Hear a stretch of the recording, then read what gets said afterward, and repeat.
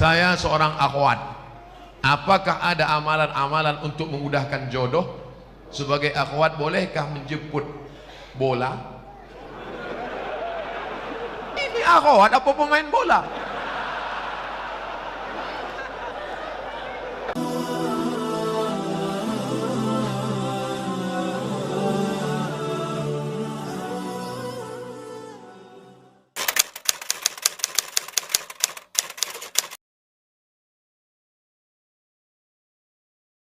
Saya waktu kecil belum pernah diakikahkan. Akikah itu hari ke-7. Gak ada duit hari ke-7, hari ke-14. Hari ke-14 gak mampu, hari 21. 21 gak mampu, gak usah tengok kalender. Setahun, 2 tahun, 5 tahun, 6 tahun, 7 tahun, 8 tahun. Sekarang umur bapak berapa? 40 tahun. Belum akikah? Belum. Pulang dari sini, beli kambing, masak, saya datang makan semua. Tapi akikah saja, jangan cukur rambut, jangan ganti nama baru, jangan minta ayun pakai marhaban. Marhaba ayyanur, disangka yang diayun cucunya, bapaknya.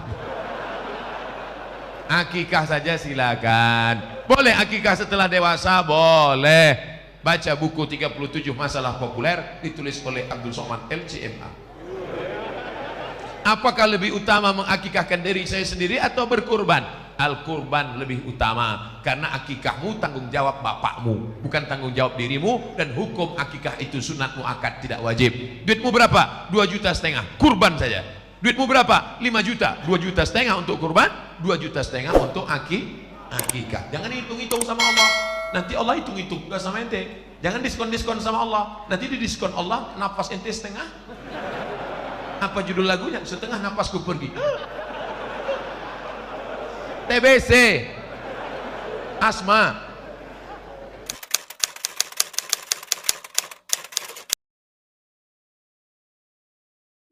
Pak Ustadz, maaf, masa lalu saya sangat buruk. Kelihatan dari tulisannya.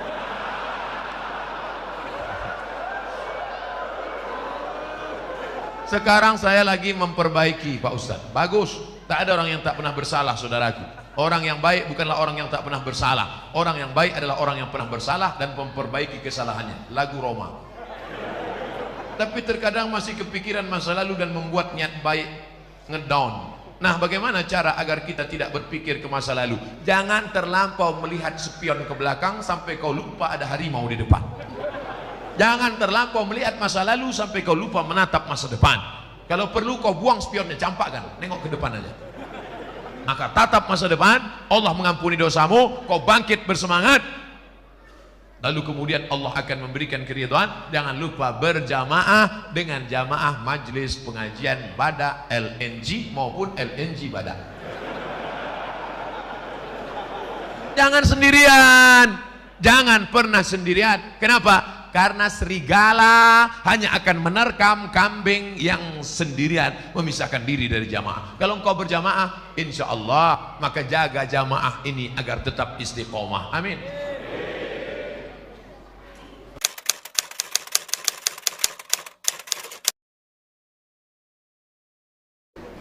Apa perbedaan bank syariah dengan bank konvensional? Bank syariah akadnya 2. Pertama, mudharabah bagi hasil. Yang kedua, murabahah permodalan syariah. Oleh sebab itu keuntungannya itu berdasarkan keuntungan bersama. Contoh, kalau dia tidak pakai bank pribadi. Pak, pinjam uang Bapak 100 juta, mau apa? Saya mau ternak puyuh. Nanti kalau untung kita bagi, untung 150 juta, pulangkan modalnya 100, yang 50 dibagi 2, pulang 125, maka keuntungan 25 untuk bagi 2, 25 untuk yang modal, 25 untuk yang mengusahakan. Maka setelah engkau pinjami saudaramu 100 juta, doamu lebih khusyuk daripada sebelumnya. Begitu kau lihat mendung, takut puyuhnya mati, ya Allah, jangan sampai puyuh-puyuh itu mati. Karena kalau sampai puyuh itu mati, duitku hilang 100 juta. Itulah bedanya dengan konvensional. Ketika engkau tukang kredit konvensional, ini duit 100 juta, pakai. untung atau buntung, yang penting uangku pulang. Bunga 10%. Maka dalam ekonomi syariah ada akhlak, ada doa, ada harapan. Ketika engkau pergi ke Jakarta, satu pesawat, Bapak mau kemana? Mau ke Jakarta. Dari mana? Dari Bontang. Sama dengan saya, sama. Bapak keahliannya apa? Saya ahli ternak burung. Boleh datang ke tempat saya untuk apa? Untuk pelatihan burung-burung puyuh. Maka diadakan pelatihan. Kenapa? Ada kepedulian. Karena engkau takut burungnya mati. Tiba-tiba pas diteliti, tidak ada satu puyuh pun bertelur. Kenapa? Rupanya sarang puyuh dekat airport. Puyuh stres. Mendengar pesawat tiap hari. Datang bapak pelatihan, ini puyuhnya tidak bertelur karena stres. Setiap dia mau berhubungan, nafsunya hilang karena mendengar suara pesawat. Akhirnya dialihkan. Artinya apa? Hidupmu terus terpacu adrenalin untuk bekerja sama, tiap hari mendoakan, dan setiap ketemu kau bersalaman bertanya, Assalamualaikum adik-adik, sehat ya? Sehat ya? Sehat kan? Sehat, sehat. Kau tanya sehatnya tiap hari. Kenapa? Karena kalau sampai dia sakit, mati duitmu nggak balik. Beda konvensional dengan syariah, ada adab, ada doa, ada pelatihan, ada perhatian, ada kebersamaan, ukhuwah Islamiyah. Jawabannya sudah ada di sini semua. Hebat panitia, luar biasa. Saya puji panitia ini kenapa? Foto saya dibuatnya besar-besar. Kadang-kadang di tempat lain sakit hati kita. Foto yang besar ketua, sekretaris, bendahara, direktur, bupati, wali kota. Foto kita kecil aja. Tapi di Bontang, Masya Allah, foto direktur nggak ada, foto Pak Wali nggak ada, Pak Wakil Wali nggak ada, fokus saya sendiri. Masya Allah.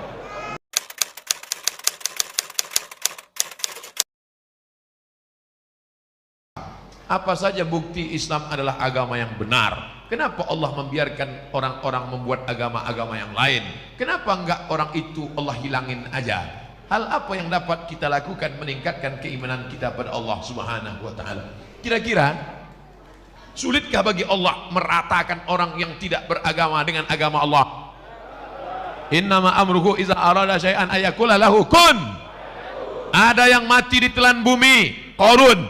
Ada yang mati ditelan Laut Merah, Fir'aun. Ada yang mati karena nyamuk, Namrus. Namrus yang gagah perkasa, raja yang membakar Nabi Ibrahim, itu matinya cuma karena nyamuk, lupa pakai autan.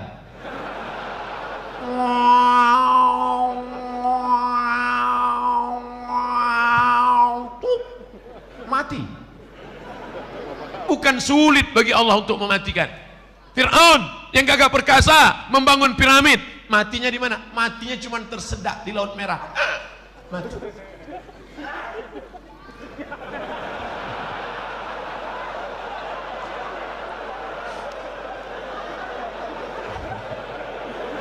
Oleh sebab itu maka kenapa Allah membiarkan? Pertanyaan anakku, pertanyaan saudaraku, ini pernah saya tanyakan kepada Profesor Dr. Syekh Muhammad Jibril, guru besar tafsir di Universitas Al-Azhar Kairo. Syekh, kaum Ad mati, kaum Samud mati, kaum Madian mati. Mengapa Bani Israel tidak mati, Syekh? Apa kata Syekh Muhammad Jibril tersenyum melihat saya? Anakku, kalau Allah membinasakan Bani Israel, lalu kau masuk surga pakai tiket apa? Kalau Allah menghancurkan Bani Israel di Palestina, lalu kau masuk surga pakai tiket apa? Ini Allah biarkan supaya dia menjadi jihad kita. Orang Melayu masih ada yang belum Islam. Supaya apa? Supaya Abdul Somad masuk ke hutan membawa bantuan setiap bulan Februari, setiap bulan Agustus, membuat sekolah tahfiz. Untuk apa? Supaya negeri itu menjadi negeri Islami dan kita berperan dalam dakwah. Abdul Somad di Masjid Al-Kausar ini bukan dakwah, karena ini orang baik semua. Yang dakwah itu kemana? Berdakwah kepada orang yang belum mengenal Allah, berdakwah kepada orang yang belum bersyahadat, ajak mereka ke jalan Allah. Dari jalan setan ke jalan Allah, dari jalan yang tidak diridhai Allah, dari jalan maksiat ke jalan taat. Itulah dakwah. Jadi kenapa Allah biarkan? Supaya kita mendapatkan pahala dakwah jihad fi sabilillah. Mana adrenalin dakwahmu? Mana semangat dakwahmu? Bangkitkan. Teman-teman yang belum hijrah, ajak dia hijrah. Tetangga yang belum sholat, ajak dia, ketuk pintunya. Assalamualaikum. Waalaikumsalam. Bapak belum sholat? Terserah saya, mau sholat mau nggak? Apa urusan kamu? Pak, jangan kasar gitulah Pak. Pergi sana. Besok datang lagi. Pak, Ayo ke masjid. Jangan ajak saya ke masjid. Kau belum lahir, aku udah lahir. Hari ketiga datang lagi. Pak, ayo ke masjid. Jangan ajak saya. Nanti bapak kalau mati kami campakkan ke sungai ya.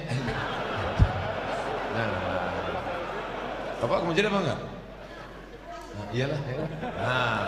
Nah, 3 hari aja kena.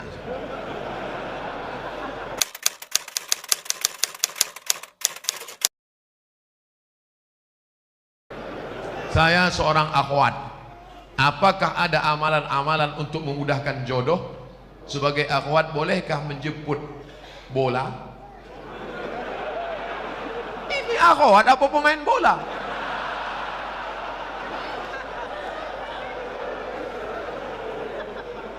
Maksud dia, boleh nggak menawarkan diri pada orang soleh? Saya tidak menjawab, saya cerita, bapak ibu jawab. Ketika Nabi sedang tausiah, tiba-tiba tegak seorang perempuan. Apa kata perempuan itu? Inni wahabtu laka nafsi, I give myself for you. Sekarang saya tanya, bolehkah menawarkan diri untuk orang soleh? Lihat cerdasnya jamaah. Kita cukup sebutkan dalil, dia sudah. Maka kata ulama, boleh menawarkan diri pada orang yang soleh dengan syarat dia tidak mengumbar itu kepada orang lain sehingga menyebabkan malu. Dalil kedua, istri Nabi Khadijah, dia pakai ekonomi syariah. Khadijah punya barang yang membawakan barang dagangan itu seorang pemuda ganteng bernama Muhammad sallallahu alaihi. Setiap barang dibawa laku keras. Akhirnya Khadijah nanya, ini yang selalu laku keras mana orangnya? Itu dia.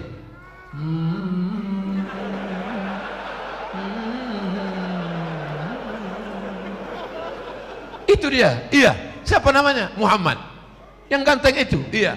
Maka kata Khadijah, diutuslah seorang laki-laki. Coba tanya dia, mau nggak dia nikah sama saya? Ditanyalah, hai Muhammad sallallahu alaihi wasallam. Ya, itu tuan yang punya barang-barang kita selalu kita bawa, dia mau sama kamu. Itu dalil boleh perempuan menawarkan, tapi melalui wali. Wahai adikku akhwat, engkau punya wali 6. Ayah, datuk, kakek, abang, adik, abang ayah, adik ayah, pakcik. Maka kau sampaikan supaya dia ngomong ke sana. Nah, siapa dia orangnya? Itu Pak Ustaz, anak remaja masjid di Al-Kausar itu. Kasih tahu. Dek, ya. Mau datang ke rumah saya? Ada apa Pak? Datang bertamu, minum-minum aja sore. Datanglah. Nanti keluarlah ente bawa mani.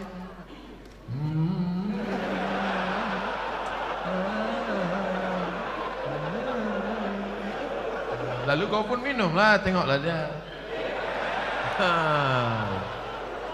Setelah itu barulah tanya, Dek, ya, tadi waktu di rumah tadi ada minum teh kan? Iya. Gimana nampak yang bawa teh tadi? Saya nggak ngelihat Pak.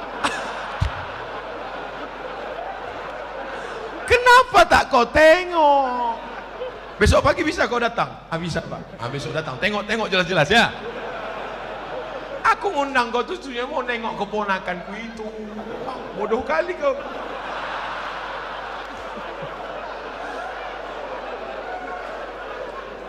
Setelah itu sampaikanlah kepada dia. Nanti kulah kau tengok, kasih jawaban cepat-cepat ya. Ya, kalau padi katakan padi, jangan sampai tetampi-tampi. Kalau jadi katakan jadi, jangan sampai tenanti-nanti. Itu gimana? Bisa, Pak. Selama ini saya memang udah nengok dia, tapi dari jauh nampak saya cantik. Begitu dekat, tak jadilah Pak. Dah, yang kau ceritakan ke yang lain ya. Nanti hancur dunia persilatan. Kalau tidak jadi jangan kecewa. Kenapa? Bunga bukan setangkai, kumbang bukan seekor, patah tumbuh hilang berganti, hilang satu tumbuh seribu. Apa disedihkan? Alah, perempuan macam laki-laki macam itu banyak. Kalau ditanya orang, gimana? Kecewa nggak jadi sama dia? Kecil lah. Di dalam kamar baru kau nangis.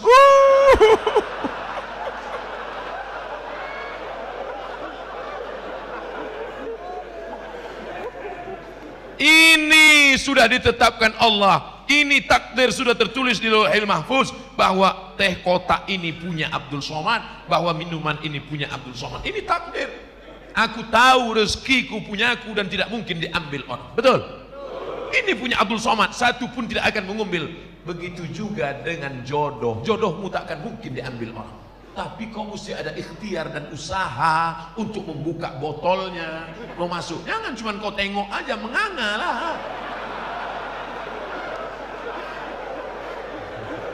Harus ada usaha. Jangan nanti ditanya, gimana dek? Saya serahkan sama Allah. Kalau memang jodoh nggak akan kemana. Takkan lari gunung dikejar. Di mana gunung nggak lari dikejar? Oleh sebab itu ada ikhtiar. Itulah ahlus sunnah wal jamaah. Harus ada usaha. Mudah-mudahan yang gadis-gadis yang lajang-lajang dipertemukan Allah dengan yang baik-baik. Yang bilang amin itu yang belum nikah. Anak udah 3, amin.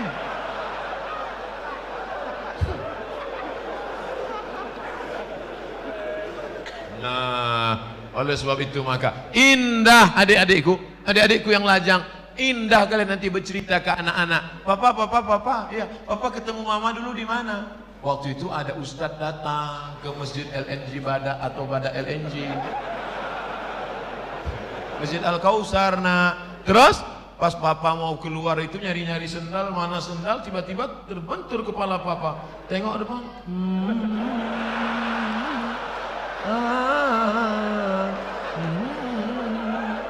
Nah, itulah mamamu. Indah. Sekarang banyak laki-laki tak bisa bercerita indah dengan anaknya. Papa, ya, gimana jumpa mama dulu? Salah sambung. Papa, ya, gimana jumpa mama dulu? Ditangkap ansip kami. Waktu itu kami sedang main-main di taman LNG Bada. Habis itu datang security, tangkap, bawa ke Papua, nikah langsung. Terus kok jadi kami? Ya lama-lama mak kau cantik juga tengok. Aduh.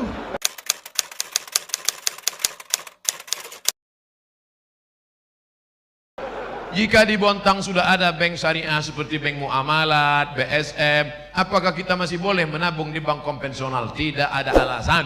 Besok pulang dari kantor atau pas jam, ambil cuti sebentar 1 jam, izin, ambil tarik, beralihlah ke bank Kaltim-Tara Syariah. Takbir. Ustadz dikasih berapa sama Bank Kaltim-Tara? Tidak pernah jumpa, tidak pernah ada tegur sapa. Tapi saya membawa spirit syariah kemana-mana pun, saya selalu sampaikan itu. Robahlah bank konvensional menjadi bank syariah. Hai bupati, hai wali kota, hai gubernur, amalmu kalau mau tidak putus setelah kematian. Robah bank Kaltim-Tara menjadi bank syariah. Takbir. Mengalir pahalanya Pak. Memangnya kau jadi bupati, wali kota, gubernur berapa lama? Paling lama 2 periode, itu pun kalau ada yang nyoblos. Paling lama 10 tahun, itu pun kalau tak ditangkap KPK. Habis itu pensiun, stroke, stres, mati. Apa yang kekal abadi? Tuh amalmu. Buatkan perda zakat, keluarkan orang dari konvensional, maka setelah kau mati macam tetesan embun di tengah gurun pasir yang panas. Dulu waktu kau punya jabatan disambut orang pakai baliho, disambut pakai umbul-umbul, dibukakan pintu. Sekarang menengok pun orang tak mau. Akhirnya kau depresi, stres, batuk, mati.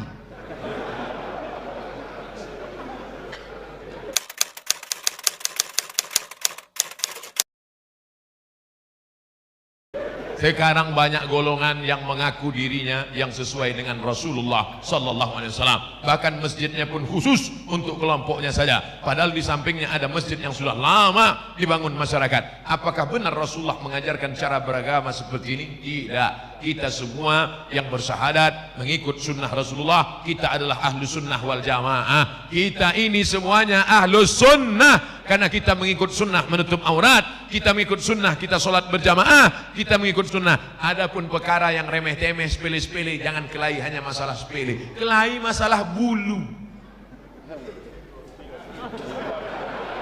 Yang sudah punya ada jenggot, lanjutkan jenggotmu, panjangkan. Yang tak ada jenggot, beli itu obat gosok-gosok. Jangan kelahi masalah bulu. Ini yang gak suka jenggot, ngejek yang jenggot. Aku nengok kau berjenggot macam kambing. Tentu yang berjenggot sakit hati. Aku berjenggot kambing, iya. Kau tak berjenggot anjing. Berkelahi kambing sama anjing. Ini kan masalah sepele. Masalah Islam mengatur. Oleh sebab itu jangan kelahi. Kelahi hanya masalah kaki celana. Yang udah motong kaki celana, ya nggak apa-apa. Jangan disambung lagi ke bawah. Ini masalah khilafiyah. Jangan diajak yang udah motong. Aku nampaknya ente sejak hijrah ini tambah tinggi nampaknya. Itu dia sakit hati. Bagus dia potong kaki celana supaya tidak nginjak kayak ayam. Tapi yang kaki tertutup begini, jangan bilang Nanti jumpa sama orang, dulu kita jumpa sama orang salaman, sekarang aneh neraka. Anjaro thawbahu khuyala. Kalau mata kakinya tertutup, kalau sombong. Kalau nggak sombong nggak apa-apa kata Imam Nawawi. Kalau nggak sombong nggak apa-apa kata Imam As-Suyuti. Kalau nggak sombong nggak apa-apa kata Syekh Atiyah Saqar. Kalau nggak sombong nggak apa-apa kata Imam Sun'ani dalam Subulus Salam. Kalau nggak sombong nggak apa-apa kata Imam Syaukani dalam Nailul Autar. Kalau nggak sombong nggak apa-apa kata Syekh Yusuf Qardawi dalam kitab Mafahim Kaifa Nata'amal Ma'as Sunnah. Oleh sebab itu ini masalah khilafiyah, masalah usolli, masalah enggak usolli fardal asli. Yang satu enggak pakai usolli, akhirnya kelai. Antara usolli enggak usolli kelai. Yang ketawa siapa? Yang enggak ke masjid. Kenapa mereka di Masjid Al-Kausar kelai? Gara-gara usolli. Untung kita enggak ke masjid.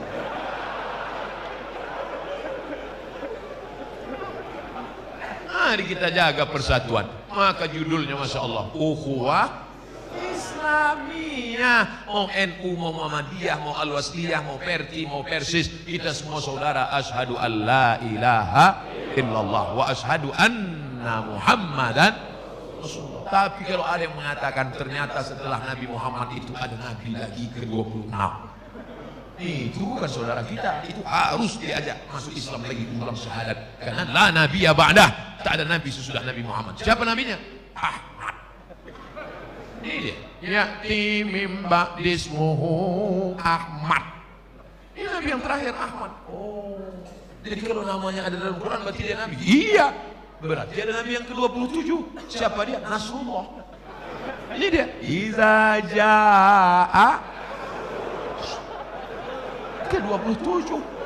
Berarti ada nabi yang ke-28. Ini yang terakhir. Ini ayatnya. Qul huwallahu ahad, Allahu. Ini dia. Nabi ke-28.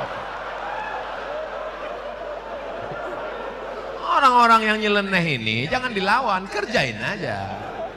Ini nabi ke-28.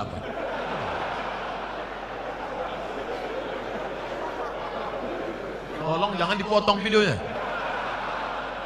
Nanti pengakuan Ustadz Somad di Bontang, Nabi ke-28. Ini potong-potong video nih, makanya tonton video dari awal sampai akhir, lihat video aslinya, jangan lupa subscribe.